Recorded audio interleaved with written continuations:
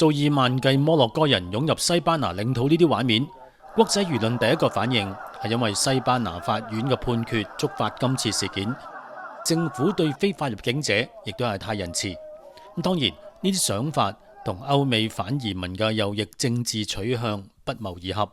Believe me, unless we get a reform government, those scenes you're seeing in Spain today, many of those young men, lots of them dangerous, will be heading towards Calais and coming to our country too. It is time to wake up. This is a battle for the future of our civilization. I can't put it any more plainly. We're not in office. Our country will be invaded at levels that made Spain look small time. And when I watched it, I said, boy, I'm going to say it because I knew you were going to be at Camp David. And I say, that's going to be a talking point for the midterms. Because when you look at what happened to Spain, they don't know what to do. And it's happening again today. They're coming in by the tens of thousands. They're just invading the country. 但如果我哋跳出呢個框框，從地緣政治同埋歷史嘅角度嚟睇，可能會得出另一個圖畫。喺摩洛哥呢個北部海岸線上面出現咗兩座獨特嘅城市，休達同埋梅利里亞。喺官方地圖上面，佢哋係西班牙城市，亦都係歐盟喺非洲大陸上面唯一一個實體陸地領土。兩個地方都係用西班牙語言，學校、醫院、警察、稅務系統，甚至喺西班牙國會裏面擁有自己嘅議員席位。咁點解西班牙會喺呢片屬於非洲嘅領土上面死守咗幾百年呢？而摩洛哥又點解將佢哋視為殖民地式嘅恥辱呢？1497年，西班牙軍隊佔領咗梅利里亞，喺跟住嗰幾十年裏面，西班牙沿住北非海岸建立咗一連串嘅海防堡壘。再到1580年，西班牙從葡萄牙手裏面接管咗休達，直到今日。佔領咗呢兩個重要戰略位置之後，西班牙人控制住地中海，走出去大西洋，再到美洲大陸。二次大戰之後，全球反殖民地浪潮高漲。1956年，摩洛哥正式宣布獨立，法國交出咗喺摩洛哥嘅領土，西班牙亦都交還咗西屬摩洛哥嘅大片土地。咁但係當摩洛哥政府要求西班牙全面撤出非洲海岸線嘅時候，西班牙斬釘截鐵咁拒絕咗。對摩洛哥人嚟講，殖民主義沒落之後，歐洲強權嘅軍隊同國旗依然喺非洲大陸海岸線上面，呢啲係對國家主權同民族尊嚴嘅極大侮辱。過去半個世紀，歐盟同西班牙政府亦都為咗阻截非洲移民，投入咗數以億計嘅資金，用10尺高嘅鋼鐵圍欄分隔開西班牙領土同埋非洲大陸，咁即係同而家嘅美國、墨西哥之間嘅圍牆一模一樣。嗱，講到呢度要提一提2022年5月一宗外交事件，西班牙政府基於人道主義原因，收留一名喺摩洛哥搞分離主義嘅叛軍領袖。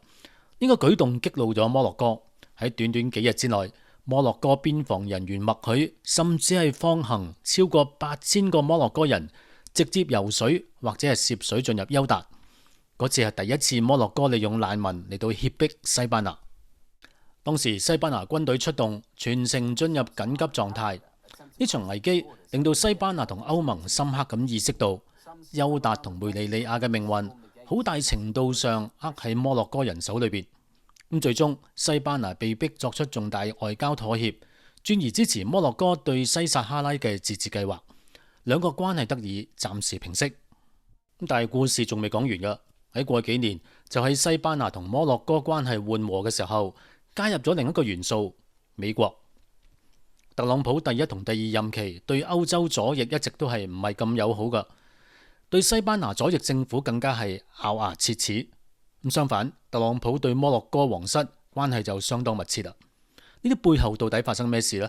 轉折點發生喺2020年底，當時特朗普政府推動阿伯拉罕協議，促成多個中東、北非嘅回教國家同以色列建交。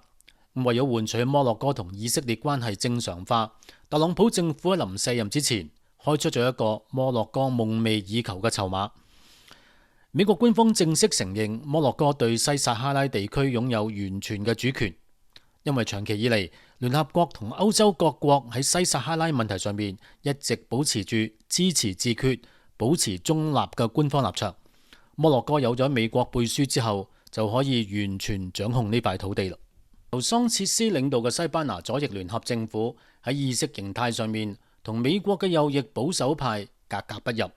西班牙唔單止喺多項國際議題上面，包括中東政策、巴勒斯坦國嘅承認、對以色列嘅不滿，同埋軍費開支嘅比重，都係同華盛頓互相對立，甚至係被美方貼上左翼進步主義唔聽話嘅標籤。反觀摩洛哥，近幾年積極配合特朗普政府嘅中東同全球政策。喺過去幾年，美軍大量向摩洛哥出售先進嘅 F-16戰機、防空系統同埋裝甲車。摩洛哥嘅軍事力量喺呢幾年間喺北非迅速咁崛起。